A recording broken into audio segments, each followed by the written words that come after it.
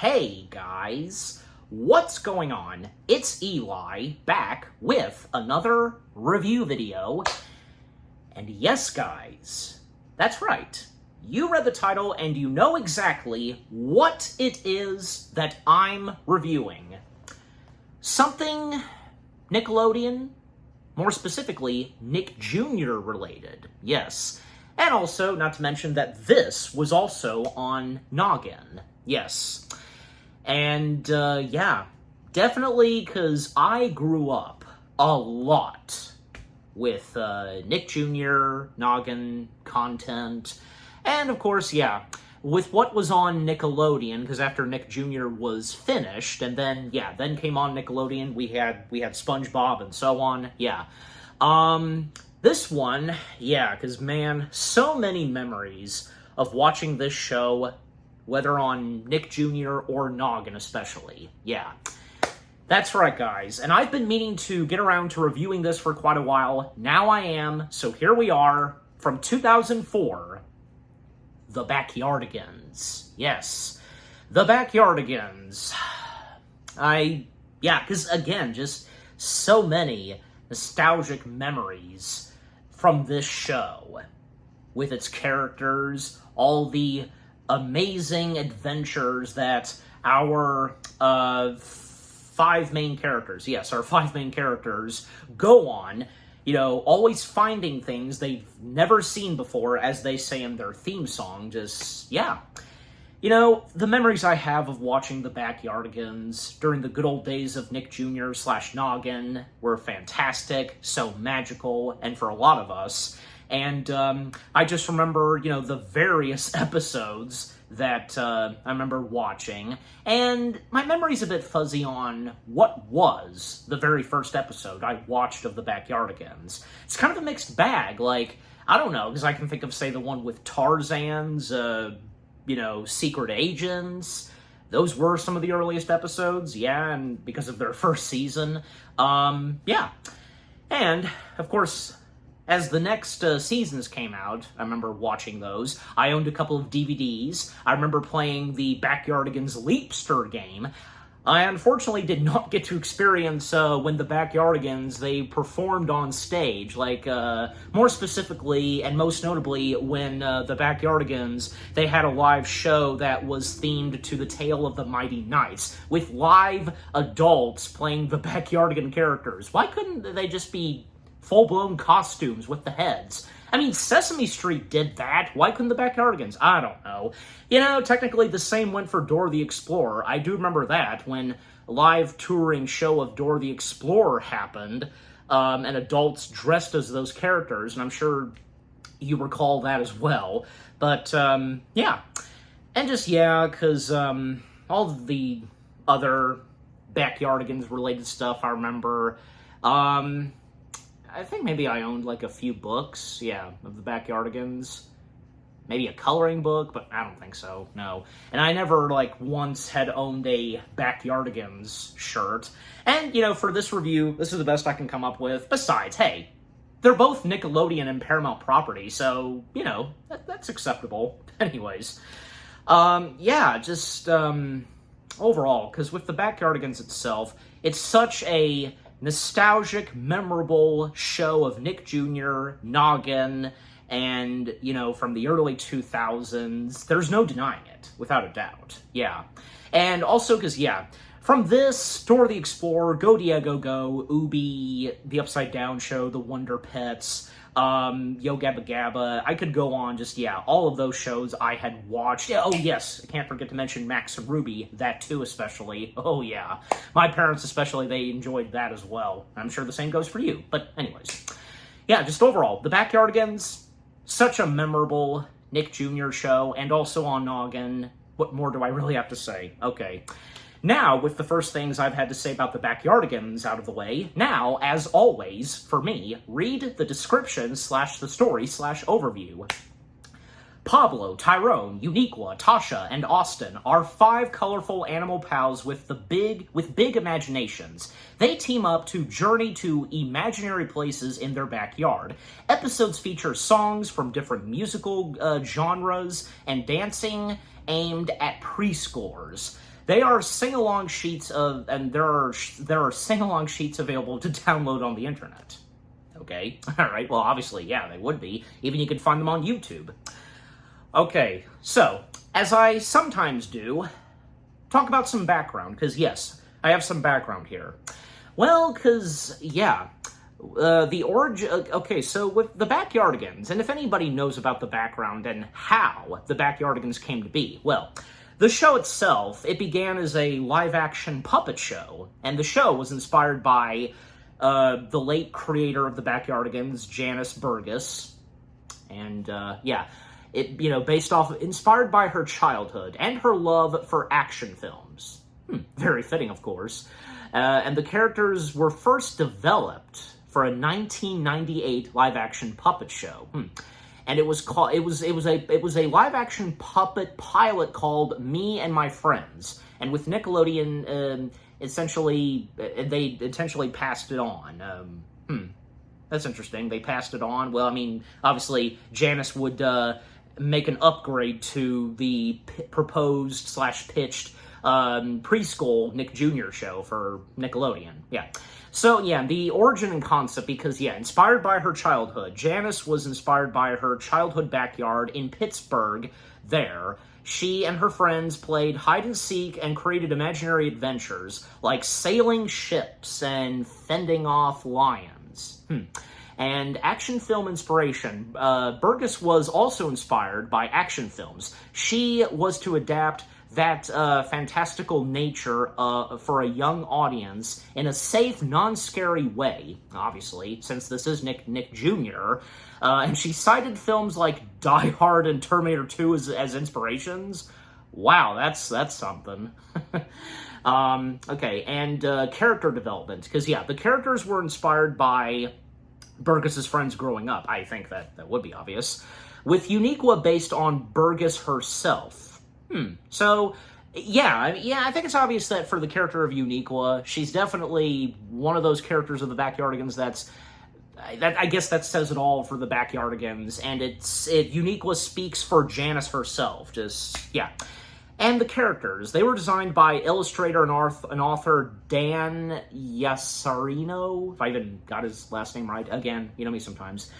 And the evolution to animation, because, yeah, Me and My Friends pilot, well, the original pilot was filmed with full-body puppets at Nickelodeon Studios in Florida. I'm going to have to check that out, the pilot, because maybe I've seen a little bit of it somewhere, but yeah. It featured only 4 characters. Okay, so it only had Uniqua, Pablo, Tyrone, and Tasha. So no Austin. Yeah, there was no Austin back then. And the expensive puppet costumes were a major factor in the high budget, and Nickelodeon executives ultimately favored Dora the Explorer instead. Okay. Well, I mean, yeah, at that time, in Dora the Explorer, it blew up. But soon would the Backyardigans as well. Yeah. And the animated pilot and series pickup, after the rejection, a Nickelodeon executive encouraged Burgess to rework the concept. And yeah, as I said earlier, I figured that's what would happen. Yeah, so she was encouraged, to rework the concept in 2001. And she successfully pitched a new computer-generated imaginary CGI animated pilot to Nickelodeon. Austin the Kangaroo would be added for the full series, yeah. A new later addition to the show, of course, and obviously with the rework of the Backyardigans. And the animation technique, because, yeah, the series, it used a mix of filming, live-action dancers, and CG animation. Yeah, especially because with the various dance moves that the Backyardigan characters do. And the first dancers would perform the choreography on a soundstage, obviously. And the movements were then translated via Lisa to animators, if I got that right, who matched the characters' dance moves to the choreograph. This process created the unique, precise dance movements seen in the final animation. Production and airing, partnership with the now sadly defunct Nelvana for the full series. Nickelodeon partnered with the Canadian animation studio Novellana. I gotta slow down. Who provided the animation services? Yeah, the Canadian animation studio. Yeah. Yeah, and actually, I knew that before, because, like, Nelvana was a Canadian animation studio. An international debut. The show actually premiered on the Canadian network Treehouse TV in September 2004, a month before its official debut on Nickelodeon in the United States. And, musical style, a notable element of the show was its genre spanning Broadway caliber music. The compositions were Yvonne Lure and Douglas. The compositions were by Yvonne Lurie and Douglas Wilesman, if I got the last name right. But okay, yeah. So that's the background we have of the Backyardigans. Okay, so let's dive into the show, shall we? And yeah, to go ahead and mention this, I'm not going to be talking about every single episode because we'd be here all day technically. Anyways. Okay, so yeah, but as I said earlier, because the very earliest episodes of the Backyardigans, and on account of their first season, of course, like, yeah, some of the ones that I remember watching most prominently, like, yeah, obviously, because there was episode 1, Pirate Treasure, where Pablo, Tyrone, Uniqua, and Tasha, they're pirates, and Uniqua, Tyrone go up against, Tyrone, Pablo, they go up against Uniqua and Austin, for finding the X marks the spot, yeah. And, you know, the songs that are in that episode, they're pretty good ones. What do you do with the scurvy pirate? Or treasure, where's the treasure? Just, yeah. So, and then there was also, and maybe this was one of the very first ones I saw, maybe, but again, my memory is very fuzzy on which was the very first Backyardigans episode I watched. But the next one after that, episode 2, Heart of the Jungle, because Austin, Tyrone, and Pablo, they are Tarzans, except for Uniqua, because Uniqua, who is an explorer and such, is on a quest, and when, yeah, the 3 Tarzans, they tag along with Uniqua to help a tiny worm named Sherman find his jungle home with all his other fellow worms. And yeah, this would be the debut of Sherman the Worm. Yeah. And actually, because I think, yeah, the first time I had seen Sherman was in episode 6, riding, no, not that one. It was the Polka Party. Yeah. The Polka Palace Party. Okay. Also, like, yeah, we even had, like, yeah, one episode where Pablo pretends to be a Yeti. Tasha, which, yeah, this was her debut in the Backyardigans, in that episode, where Tasha, Uniqua, and Tyrone, they're trying to search for the Yeti. Tasha, especially, doesn't believe that there is a Yeti, but, yeah. And if I could just say, because Tasha, sometimes she had quite an attitude. Wouldn't you say so? Because I'm just saying, because I think it's obvious, and, yeah, but, I mean, just, yeah, overall, she was still a great character, but, yeah, and let's talk about the characters for a moment, because they're all great characters. Our 5 main characters, from Pablo, the blue penguin, Tyrone, the orange moose, Tasha, the yellow hippo, and Austin, the purple kangaroo. And hey, what a coincidence, because Nick Jr. having 2 kangaroo characters that are purple, because, well, obviously, the other purple kangaroo is, well, Purple Kangaroo from Blue's Clues. Yeah, so, coincidence? I think not. Nah, I don't know, but anyways. But yeah, and also Uniqua, because, obviously for many years people wondered, what the heck kind of animal is Uniqua? I mean, even when I checked a couple of times, like, she basically is described as a unique humanoid or something, but, it's just how, the late Janice Burgess created the character, and it speaks for herself, she's that character, but anyways. But, yeah, obviously Uniqua was another great character as well. Now, if I had to choose, which would be one of my favorite of the 5 characters of the Backyardigans, I'd probably go with Pablo. Yeah, Pablo was probably one of my favorites. Yeah, I think that goes for a lot of us. He's just cool, and all the certain things that Pablo had done in the show, I'm just simply saying, but yeah. But anyways, but yeah, I mean, the rest of the characters are great too, and with what each of them do. Sometimes they play the villains in any specific episode that requires an antagonist and such. Yeah, it's pretty interesting. Okay, so continuing on. So with the rest of the episodes of Season 1, this is another pretty good one. The Snow Fort, Pablo and Tyrone, they pretend to be Mounties on duty, while Uniqua and Tasha, they pretend to be ski patrol to the rescue, and Pablo and Tyrone, they're supposed to protect the world's biggest snowball, and they mistaken Uniqua and Tasha as invaders, who want to capture the giant snowball. That was a pretty good one. And fun fact, because when I was a toddler, one time when my mom and I were at one of our local malls, there was one moment where she sat down on a bench and I just entertained her by singing one of the songs that was in the episode The Snow Fort, where, someone's out there, someone's in there. Well, you're a little kid, you do some certain things, especially if you're on the autism spectrum. Yeah. But yeah, just overall, The Snow Fort, pretty good one. Okay, and yes, episode 5, because this being another pretty good one, Secret Mission, where yes, as I said earlier, Pablo, Uniqua, and Tyrone, they pretend to be secret agents, where they have to return something to a treasure museum. It's basically a skeleton toe of a T-Rex, slash a dinosaur. Now, that was a pretty good one, and with the songs that were in that, all the various locations that they go through, avoiding booby traps, and, all the gadgetries that each of them have, Pablo has a spy gadget detecting where they need to be going. Uniqua has a grappling hook and so on. And Tyrone, he has maple syrup in case they need something sticky. Yeah. And also, at times, with whatever happens, a certain situation in the episode, sometimes they would go doo-doo-doo, or dun-dun-dun, or wah-wah-wah. Because if you know, of course. You've seen this episode.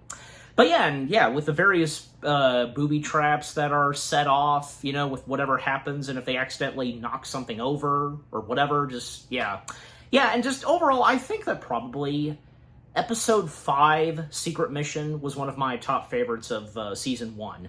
Then the one after that was another pretty good one. It's Great to Be a Ghost. Yeah, because Uniqua, Pablo, and Tyrone, they pretend to be ghosts. Tasha, just being Tasha, she's not a ghost, and she's not scared of anything. Even when all three of them, they try to scare her. Uniqua and Pablo try to, but no luck on that. And when it comes to Tyrone, well, he's just not feeling it in him at first, that, he's not able to be scary and such. But he manages to, and when he accidentally goes into a secret room and accidentally has a white sheet over him, and he really is spooky and such to them.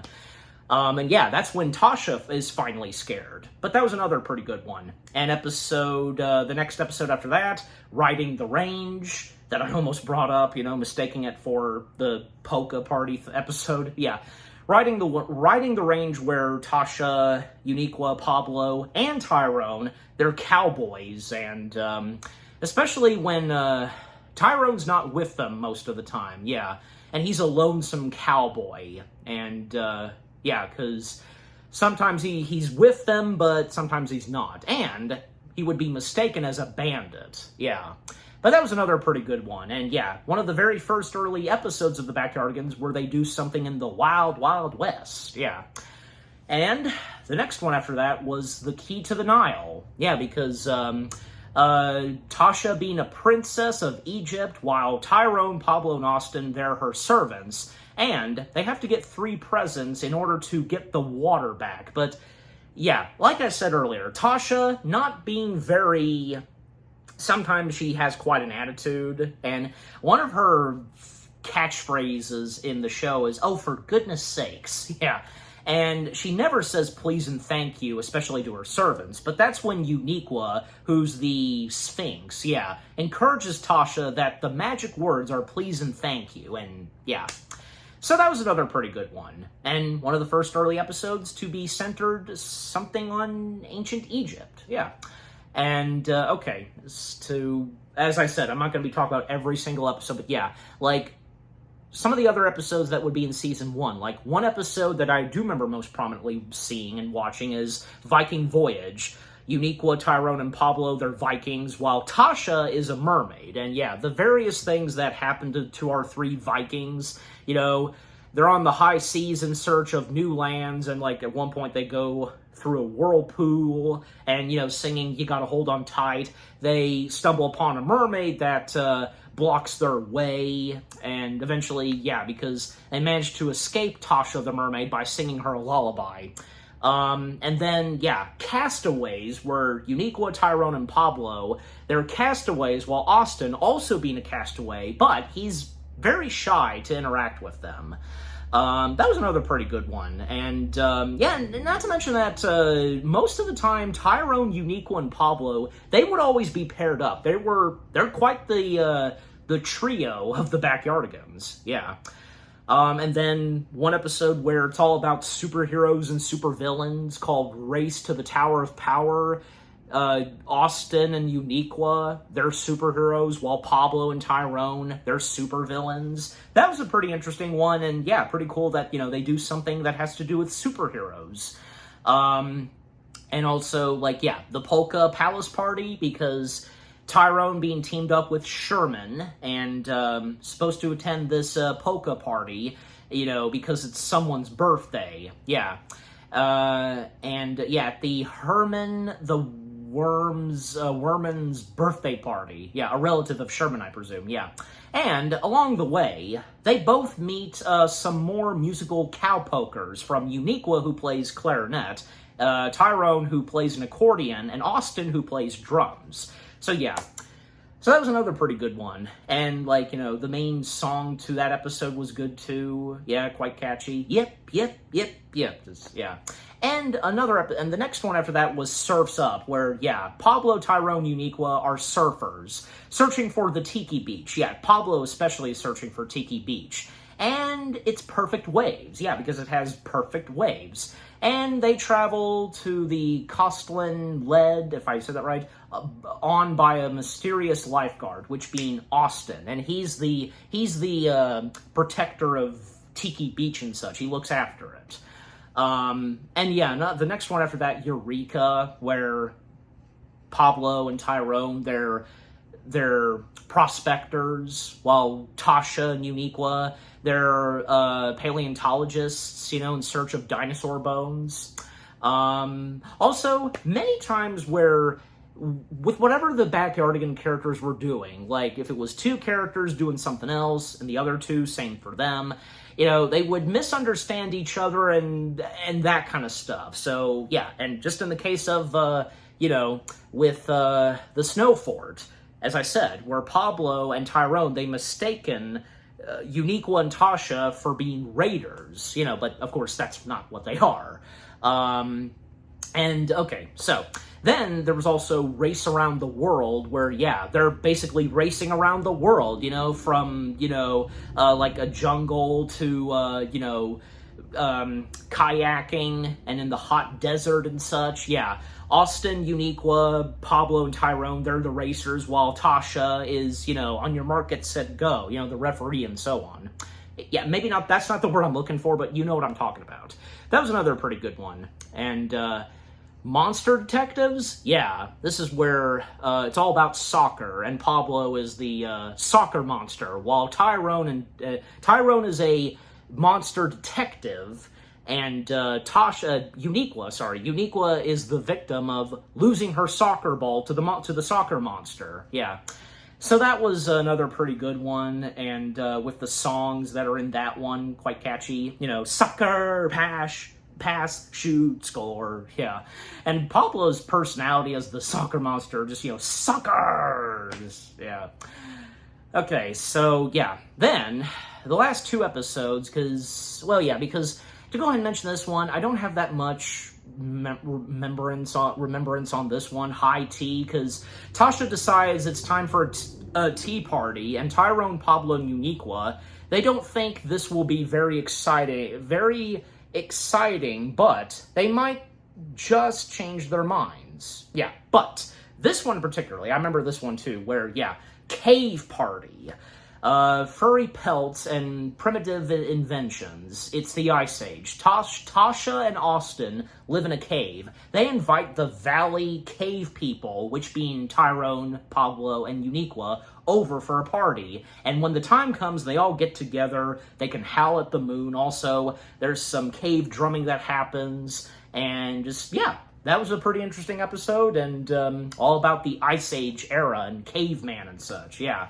But yeah, just overall, Season 1 was a great start for the Backyardigans. Okay, so, Episode 2, because yeah, the episodes we have in this one, well, because we have another episode that's something, well, yeah, because it was, right, yeah, because the episodes that the Backyardigans had, you know, because they were some pretty good ones where they would do something science fiction. Okay, so this was, I presume, the first science fiction episode of the Backyardigans. Cops and robots.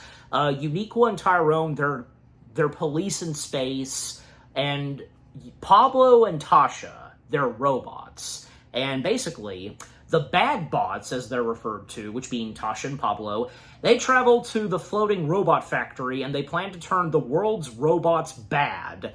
And it's up to, you know, the space cops, Uniqua and Tyrone, to catch them and stop them. And eventually this would lead to reprogramming them to being from bad to good. Yeah.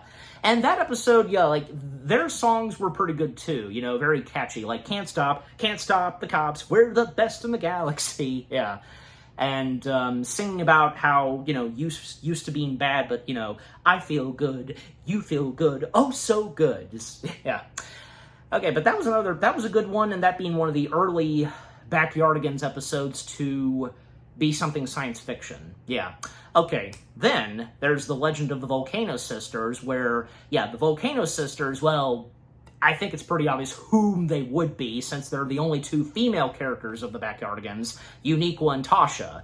So the description / the story on this episode, Austin, Pablo, and Tyrone, they are legendary luau brothers who must appease the Volcano Sisters with a special gift to prevent them from erupting their volcano, or else, you know, they won't have their luau party. And, yeah, because Tyrone, he's the strongest. Pablo, he's the fastest. Austin, well, he doesn't know what he is and, like, what he has specifically. Well, because Austin and Pablo, they think that they want something very special, like a tiki carved statued face or a pearl from a clam, but those are not the two things that they wanted. Then it would lead to Austin going to give them flowers and invite them to their luau party, and that's what they wanted. And turns out that Austin would be the giver, and so on. Yeah. But yeah, that was another pretty good one. And I remember, like, because, yeah, seeing the DVD trailers for that, and when, on Noggin, they would play that song during commercial break, and eventually when I would see that episode, yeah. And then the next one, Best Clowns in Town, where Uniqua, Austin, and Pablo, they're clowns, while Tyrone is this very grumpy ringmaster who doesn't like clowns, and missing the train to the next location where the circus is going to be in town. Yeah. And most famously in that episode, that's where Tyrone would shout, "Clowns!" I think that kind of became a meme for a little while, I'm pretty sure, but yeah, anyways. So, yeah, that was another pretty good one, and with that episode's songs, and then the next one after that was Who Done It? Yeah, this was a pretty good one, where Pablo is a detective, and he travels to the Mystery Manor to find out who stole Lady Tasha's jewels, obviously being Tasha, yeah. Among the suspects are Butler Tyrone, Mr. Austin Frottischlosh, if I got that last name right, and Inspector Uniqua Underhood, yeah. Now that was a pretty good one, with detective agency going on, and Pablo being the detective, very fitting. And the mysterious figure, as he's referred to, most of the time we can clearly see that it's Butler Tyrone, which turns out to be Butler Tyrone. You know, the butler did it. But basically, like, in the end, Lady Tasha and Butler Tyrone, it was their idea to bring Detective Pablo and the others to just do a simple, fun mystery. Nothing bad or anything, nothing really intentional, but just, yeah. And also, because in that episode, Austin most of the time saying Great Caesar's ghost. Yeah. Okay. And to Okay, and to go ahead and mention this one, because there were a few times that the Backyardigans did have some very special episodes. One of them, of course, being International Super Spy, and it was a two-parter, but I did own the DVD copy of it, and it was the entirety of it, both two parts in one. So, the International Super Spy, well, Pablo is a smooth international agent who was hired by Miss T, well, which being Tasha, to protect 3 containers from the evil lady in pink. You know, of course, who would that be? And her sidekick henchman, Tyrone. Yeah, he's referred to as Henchman Tyrone. And Austin is an undercover agent who helps Pablo throughout his missions in disguise. Yeah. And giving him like a snow cone or a hot dog or, banana split. And basically, it's, it's basically communication devices from Miss T telling Agent Secret, as Pablo's referred to, where he's supposed to go to find these 3 containers. Like, the first container located at the glass building, the second container located at a dairy farm, and the third and final container being located at Tiki Island. And in order to get to those containers, like, there has to be some dance sequences going on, And the songs in the International Spy episode were some pretty good ones, from Super Spy, or I'm the Lady in Pink, And Cyndi Lauper? Yeah, I think so, yeah. That's the right singer, because, she guest starred singing the Lady in Pink song. And that's another thing, because there were a good chunk of times in the later seasons of the Backyardigans, they would have musical guest stars. Yeah, like, Alicia Keys was in one episode that would be in this season, actually. It would be in Mission to Mars, but until I get to that episode, yeah. But, just overall, the International Super Spy episode, it was a pretty good one. And that being one of the first ones that would come before the next one, which, I will mention, and technically I did earlier, as it got turned into a live stage show, but until I get there and talk about some more. Okay. And also, also, Sinbad Sails Alone, where Tyrone, he plays Sinbad, and he's supposed to make an adventure where he is going to the end of the rainbow. Set sail for the end of the rainbow. And, unfortunately, he accidentally has a first mate on his ship, even though he specifically stated that he sails alone. And his first mate being played by Pablo. And Pablo, in this episode, being the first mate, admiring Sinbad and just would love to set sail with Sinbad. And unintentionally at times, Pablo would always cause trouble, like accidentally causing crates of either food or their drinking water to be thrown out to shore. Yeah. And, when they have to get drinking water, they have to collect it from the siren that's played by Uniqua, or when getting new fresh batch of food, they have to collect it from the, Medusa. Yeah, the dangerous Medusa being played by Tasha. Yeah. And what's even worse is that, towards the end of the episode, because they're literally almost at the end of the rainbow, but unfortunately, it's literally at the edge of the earth, because of the waterfall. But luckily for Pablo, he manages to save them by lowering the anchor, even when Sinbad, he got tied up to one of the sails. Yeah. But that was a pretty interesting one. Okay, and then another episode where, Into the Deep, where Tasha and Uniqua, they both play mermaids, while Tyrone and Pablo, they basically plunge into, they're deep sea explorers, and they plunge into the deepest ocean to discover the rare mermaid. And for the mermaids, they're trying to protect their underwater garden, But that was another pretty good one, something underwater, and, The Movers of Arabia, where Uniqua and Pablo, they play, hence the title of the episode, The Movers of the Arabia.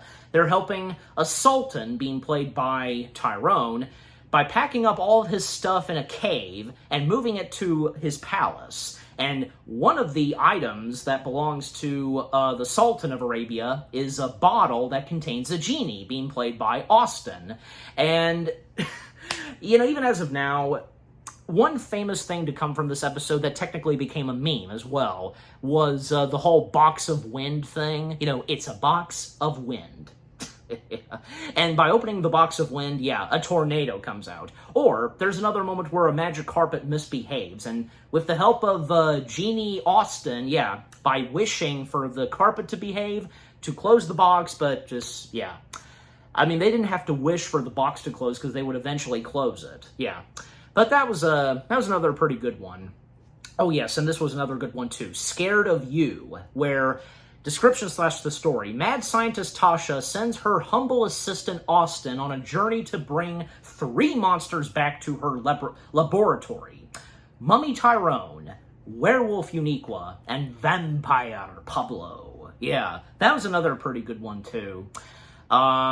Just seeing them as monsters and, you know, especially since all 3 of them are scared of one another, even scared at times of Austin, but Austin, you know... And throughout the episode, he, most of the time, says, oh, brother, because just telling them that they are not scary and they shouldn't be scared of one another. And not to mention that, yeah, because, you know, with why Mad Scientist Tasha needs those 3 monsters back to her laboratory, well, that's because it's Austin's birthday. She's throwing a surprise party for Austin, and by inviting those 3 monsters to the party. Yeah. But that was another pretty good one, something monster-related, you know, and very fitting to watch around Halloween. You know, just like the one with the ghosts. Yeah. Okay, then the Mission to Mars one. Yeah, because the Mission to Mars one, as I mentioned, and where Alicia Keys would be the guest star on this episode, Austin, Uniqua, and Pablo, they're 3 astronauts, and they're sent to Mars because of this mysterious noise that they keep receiving. And Mission Control... on Mission Control, it's Tasha and Tyrone, and by receiving that message, and thus they have to travel to Mars to find out what that noise is. And them going through Mars, and when they make their way into a cave, and when they would find an underground hidden city filled with Martians, and it turns out that it was a Martian sending that mysterious message going boinga boinga. Yeah, also, yeah, just seeing... aliens in the Backyardigans was pretty cool, and seeing a robot dog named Rover, which being Austin's pet, was pretty cool. And the songs in Mission to Mars were some good ones too. We're Going to Mars, or the Boinga song, just, yeah, almost everything is Boinga that Alicia Keys sings. Yeah. Yeah, and something else science fiction, that was a good one too. Okay. Also, there was another episode where, called Special Delivery, where Tasha, Pablo, and Uniqua, they are tough, hog-riding bikers who are good to the bone. Yeah, they're friendly bikers. Obviously, they would be. And when a mailman, which being Tyrone, loses his mailbag, our misunderstood good dead bikers try to return it. Yeah, because to Tyrone, he thinks that all bikers are bad, but of course they're not. No. Even in reality they aren't. So, yeah.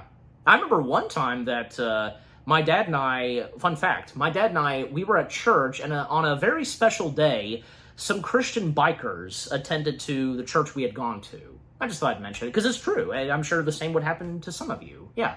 You ever gone to church and any Christian bikers attending? Pretty interesting. Okay, anyways. Then the next episode to mention, yeah, Samurai Pie. In this one, a samurai pie maker, which being Tyrone, must train apprentice Austin to make the great pie for Empress Tasha, while fending off a raid from pie-stealing ninjas, which being Uniqua and Pablo. That was another pretty good one, and, man, Tyrone being very serious and intense towards Austin. Well, just being a master, that's all. And really hoping to make Austin become another great pie master like him. And eventually he would be, in making a fantastic great pie. Okay, and, yes, now to go ahead and mention this one. The next special episode of the Backyardigans after International Super Spy, Tale of the Mighty Knights. And yes, this one where, as I said earlier, this would get turned into a live stage show.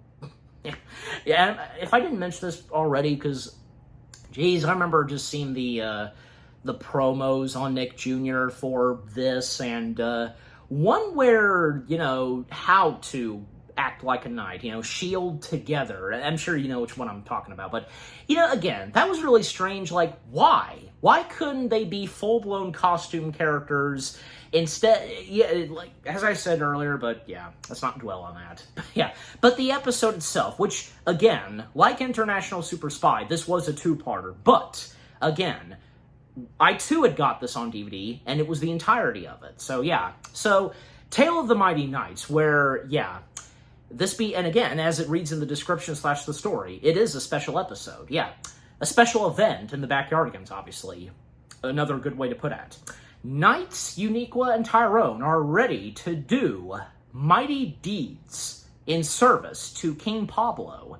He wants them to babysit, but that's only the first of the amazing challenges. Basically, yeah, King Pablo, he has them babysit an egg. And, well, they were hoping that maybe they would come face-to-face with a dragon or something, but this is all they get.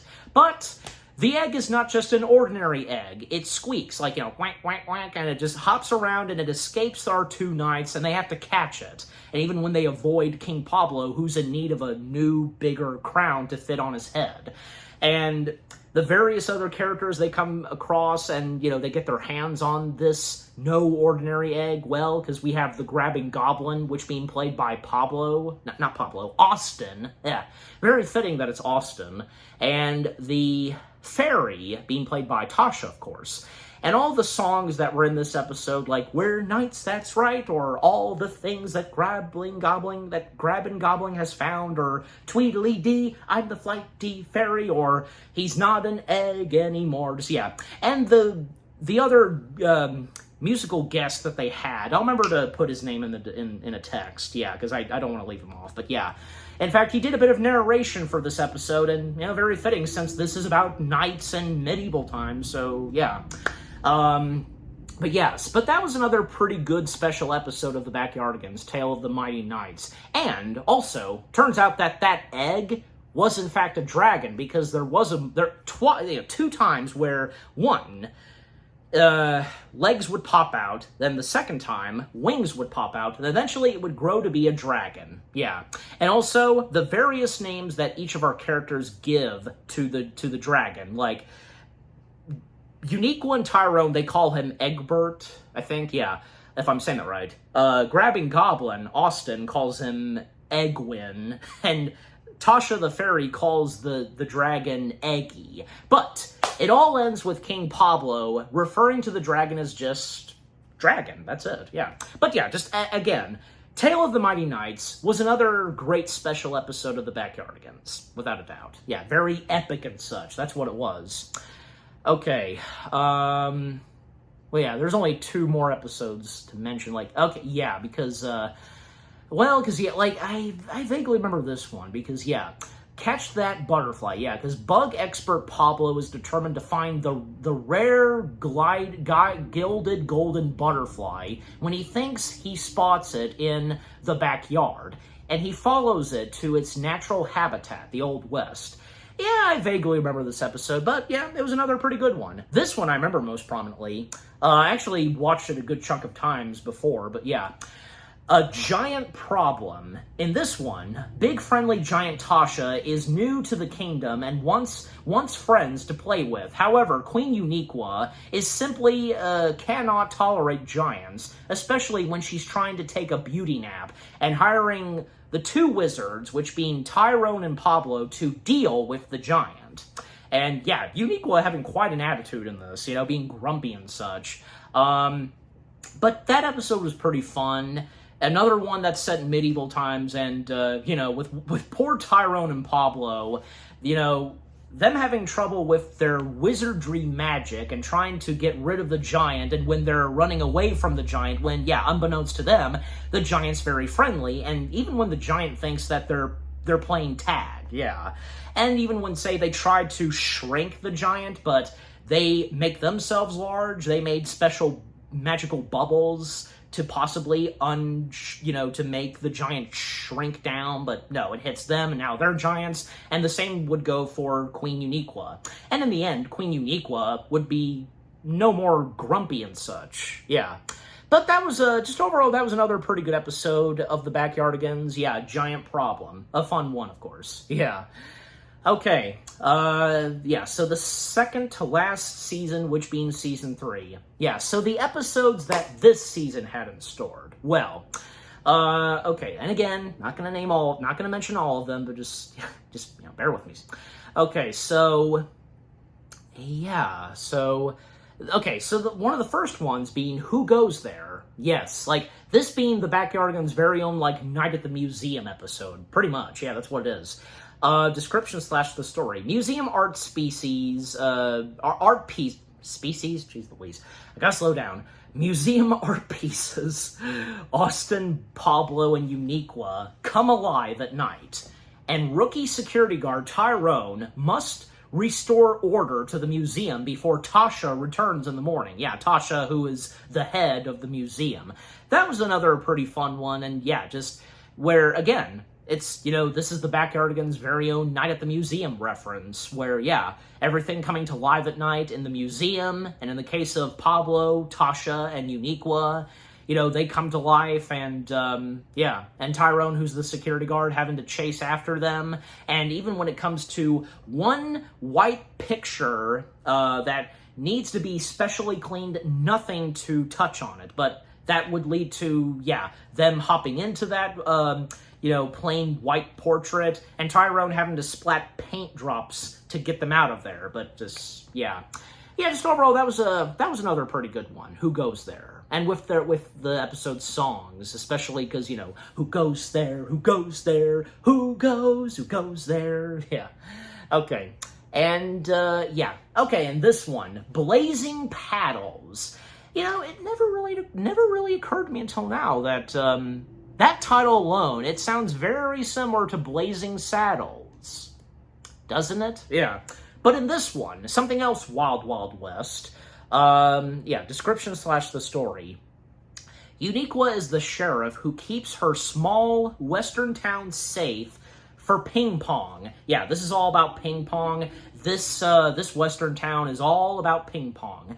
When the ping pong bandit, being played by Pablo, comes to town, his deadly ping pong moves let him beat everybody in town, even the sheriff herself.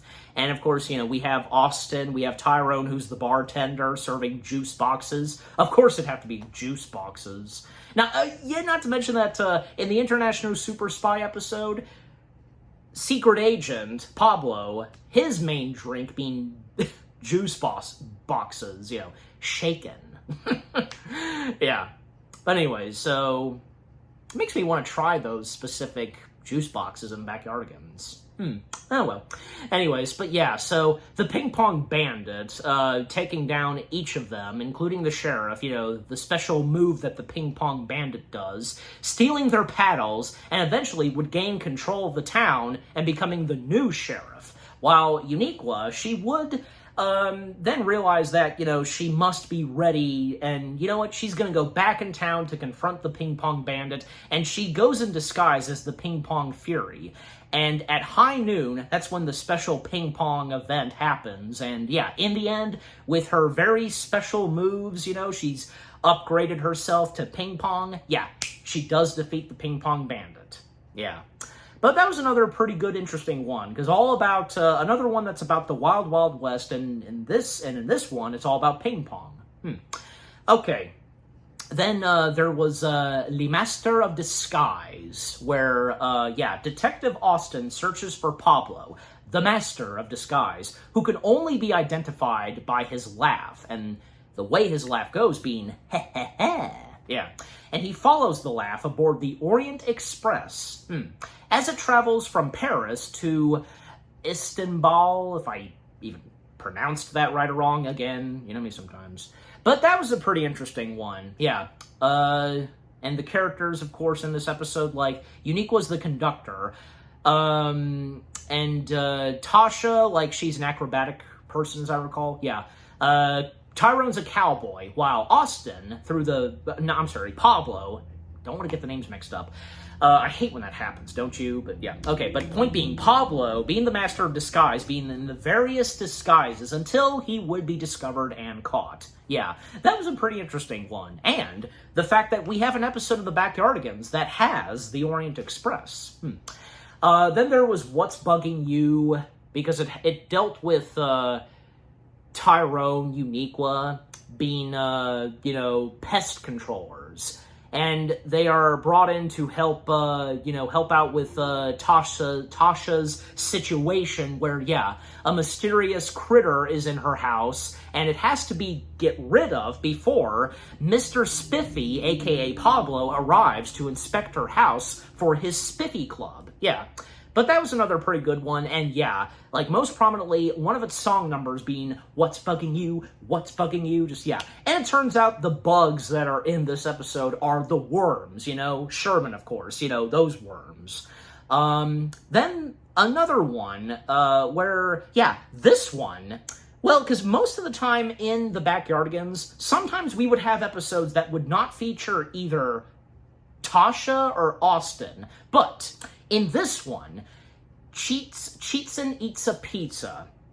This is the first episode not to feature not only Austin, but no Pablo. Yeah, it only has Tasha, Uniqua, and Tyrone. And in this episode, man pizza delivery girls Uniqua and Tasha take on the task of delivering a pizza to King Tyrone, who lives across a treacherous, steaming jungle. Yeah, that was a pretty interesting one, and because, yeah, we don't get any Pablo in this episode.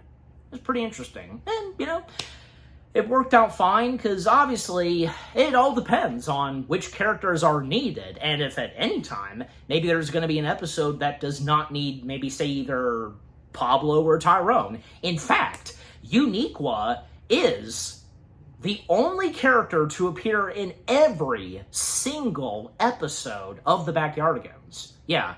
And right beside her, yeah, Tyrone and Pablo, they've appeared a lot as well, but only once did each of them did not appear in one episode. Yeah, so, in the case of Cheatsin Eats a Pizza, we don't have Pablo. Okay, but yeah, but just overall, Cheatsin Eats a Pizza was another pretty good one. Okay, then the one after that, Front Page News. This one being another one all about superheroes. Tasha, who's a photographer, is also a superhero named Snap. Literally, snapping her fingers and boom, she turns into a superhero. And she wants a front page photo for the Bigopolis Big Story and Pablo's paper in the city of Bigopolis, where there's always a big story. So what's going on is that, yeah, there's a giant robot that keeps popping in, and each of the superheroes, from Captain Bubble, which being Tyrone, Bug Girl being Uniqua, and of course when Tasha steps in to be Snap. Yeah. That was a pretty interesting one. In fact, when Tasha's trying to take a picture of each of the superheroes that have captured and have stopped the giant robot, and when saying cheese, the robot is interested in wanting his picture taken, and going cheese. Even Captain Bubble and Bug Girl, they mistakenly think the robot is referring to the food cheese, but no, that's not what it is. But in the end, of course, when Tasha especially realizes that the robot just wants its picture, yeah, and her identity would be revealed to her boss, Pablo, which I think it's obvious that Pablo's kind of like being the Jameson of the Backyardigans, in this episode, Jameson from the Daily Bugle, yeah. Anyways, but that was another pretty good one. Okay, and what else that was in season 2? Oh, yes. I was looking forward to talking about this one. This would probably be one of my top favorites in this season. Garbage Trek. Yeah, because doing something Star Trek related.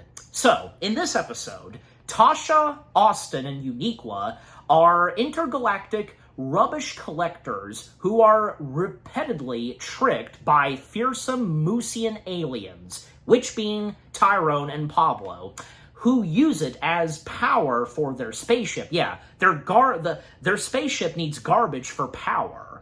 And, well, it's obvious.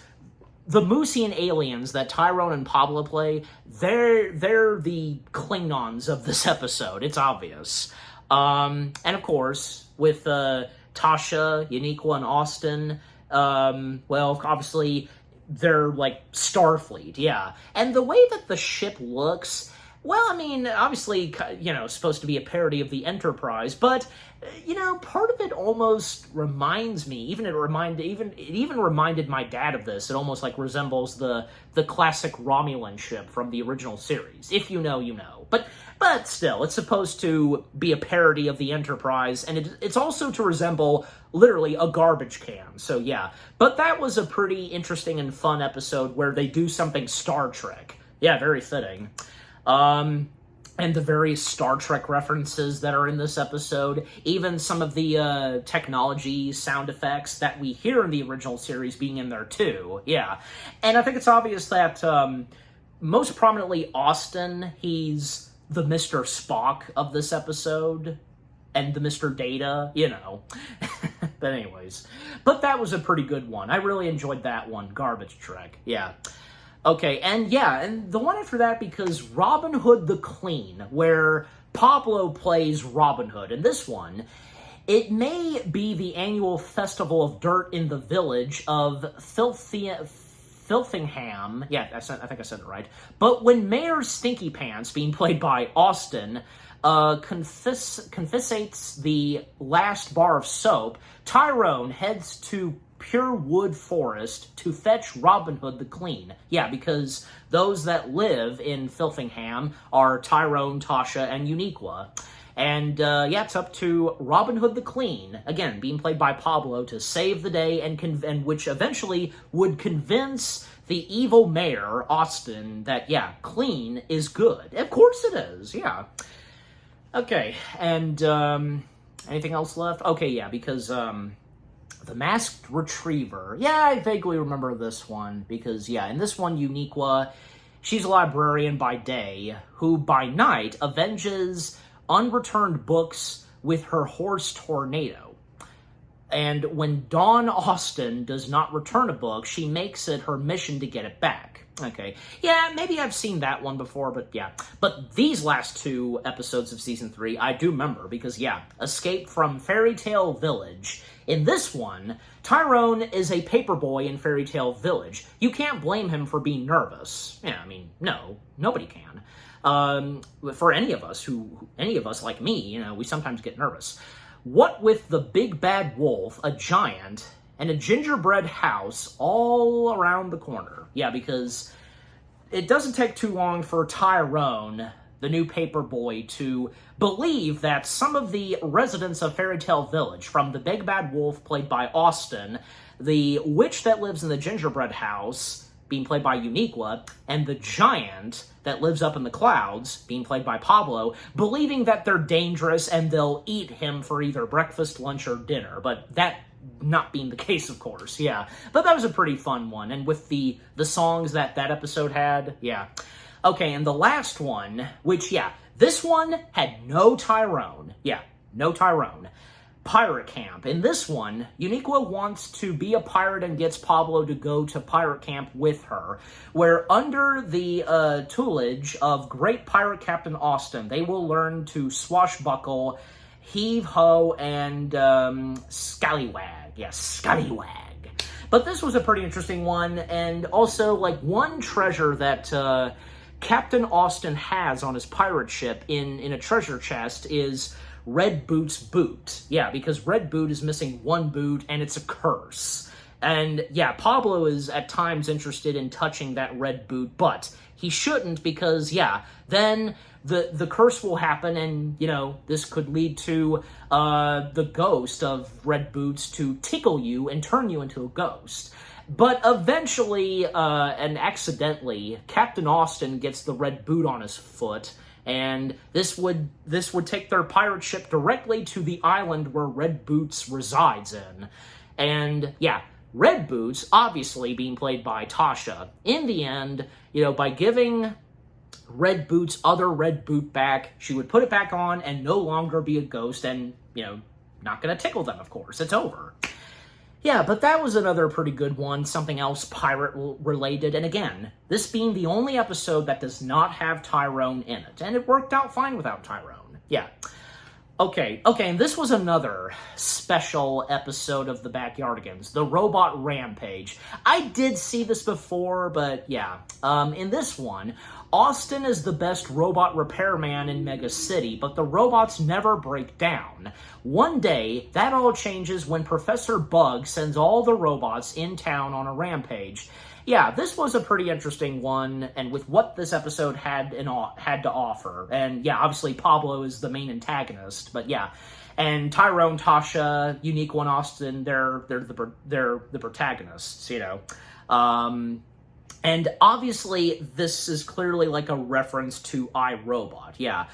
For all I know is that, yeah, this was another pretty good special episode of the Backyardigans, all about robots and, all robots who have turned evil, except for one. That was pretty good, yeah.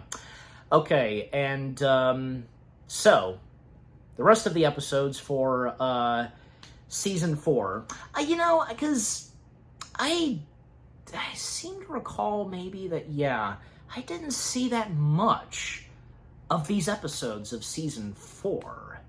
But, still, I did see a few of them. That's not to say I didn't watch any of Season 4, but, yeah, there were some pretty interesting ones. Like, because, this one being, something Christmassy. Oh, yeah, because, yeah, there was one where, yeah, it had to do with something Christmassy, technically, but it had to do a lot with snow, because in that one, Uniqua, just wanting to know about the secret of snow, and, believing that the Ice Lady knows about the secret of snow, and the Ice Lady being played by Tasha. Yeah, and, the Ice Lady not liking interruptions at the ice factory, and sending Uniqua to, say, the desert, to the jungle, and at those two places, she would encounter Cowboy Pablo and Tyrone of the Jungle. And Austin, whom works alongside with the Ice Lady, he's the innocent one, and, because this was in Season 2, so I can't believe I missed that. Uniqua travels way up north to ask Ice Lady Tasha the secret of snow. During her adventure, Uniqua befriends, again, Cowboy Pablo and Tarzan Tyrone, even though he's not really referred to as Tarzan Tyrone, but, he's mainly referred to as Tyrone of the Jungle. Yeah, and they join on her quest, and even Austin at one point helps them sneak into the ice factory, but, yeah. But, yeah, just overall, that episode was pretty good, and when, yeah, eventually the Ice Queen would become nicer, and, she'd become nicer, and, well, unfortunately, she knows nothing about the secret of snow, and she only makes ice. But eventually, it would snow.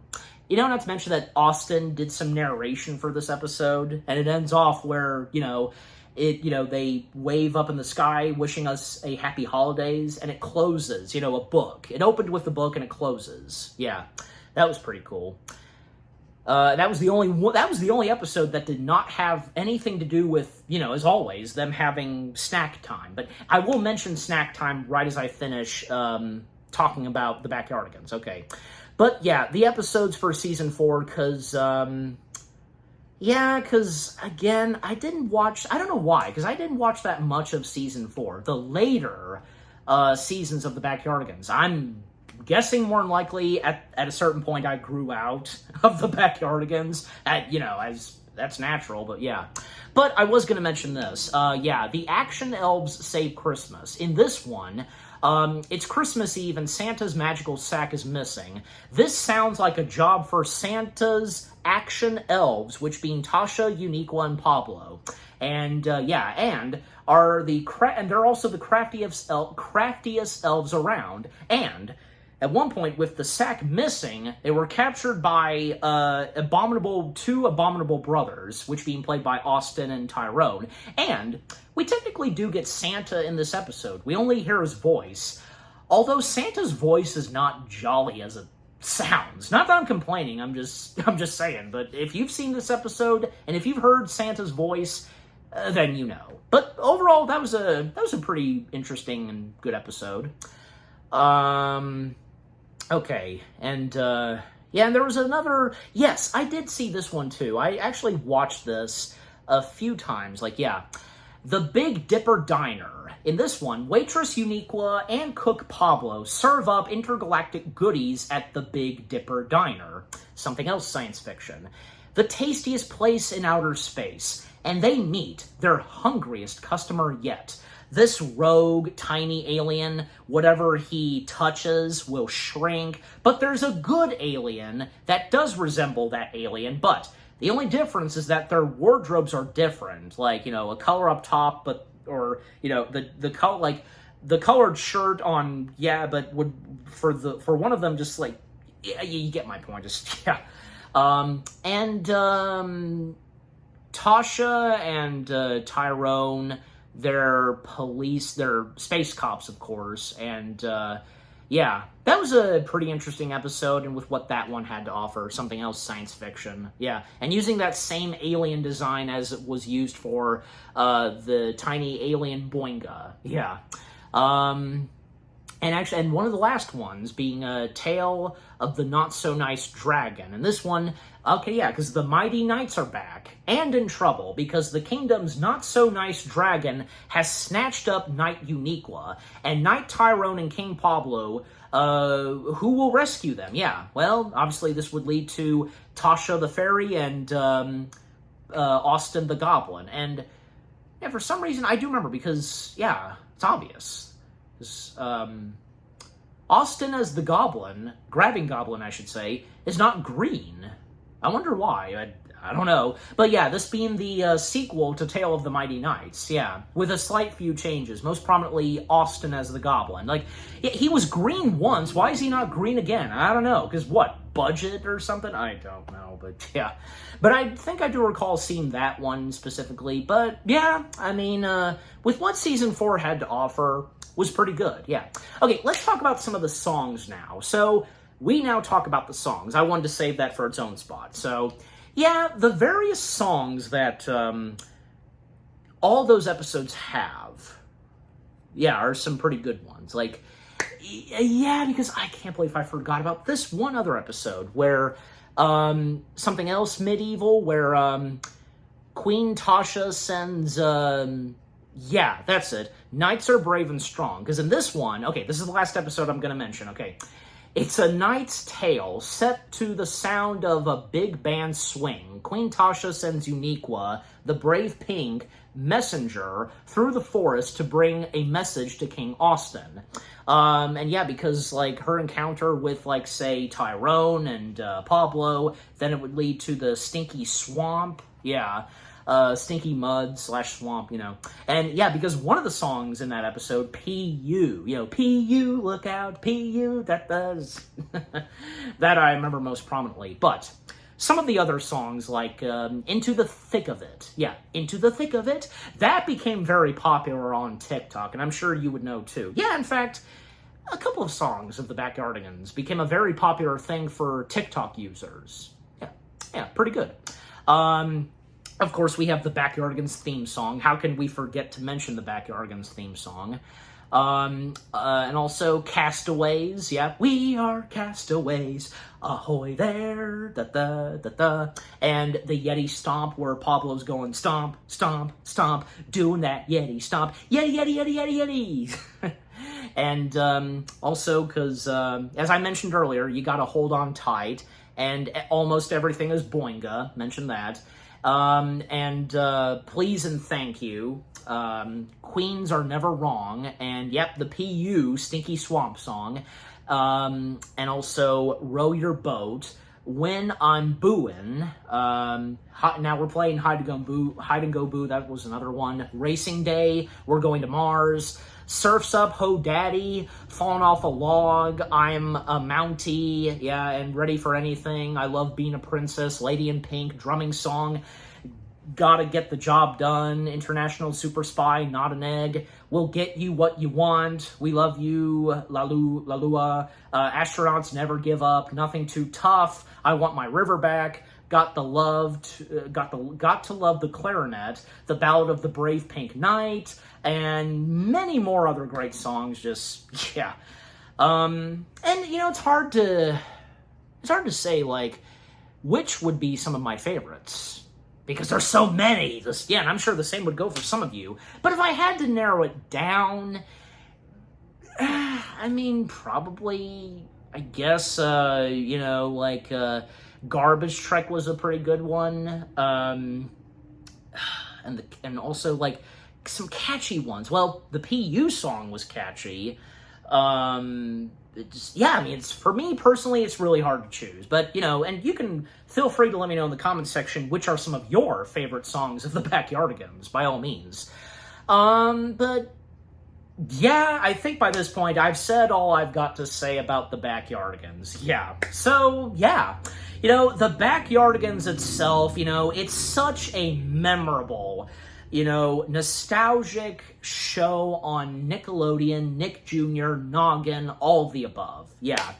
Everything that the Backyardigans had to offer, from the genius mind of the late Janice Burgess, yeah, from what the show is like, its 5 main characters, the many adventures they go on their, you know, in their backyard, like, rather if it's like, say, the Old West, out at sea, superheroes, science fiction, medieval times, or any other episodes that, you know, sometimes they would do episodes that, you know, that are homages and references to movies. Yeah.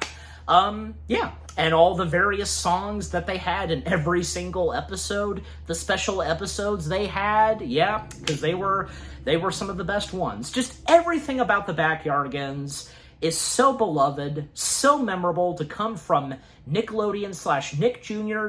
/ Noggin, without a doubt. Thank you, Janice Burgess, for bringing us the Backyardigans. The memories we cherish of the Backyardigans we'll never forget. And I'm giving the Backyardigans, well, why not, 10 out of 10 stars. Yes, 10 out of 10 stars for the Backyardigans. And what about you guys? What did you think of the Backyardigans itself? Obviously, there's a lot of you that grew up with the show. What are your fondest memories? Did you own any of the DVDs? Any books? Did you play the games? Did you get to see them live on stage, or, you know, see costumed versions of them? Which are some of your favorite episodes? Your favorite songs? Favorite moments? Your favorite characters? Need I go on? Just, yeah, and if it was one of your top favorite shows on Nick Jr. / Noggin. Yeah.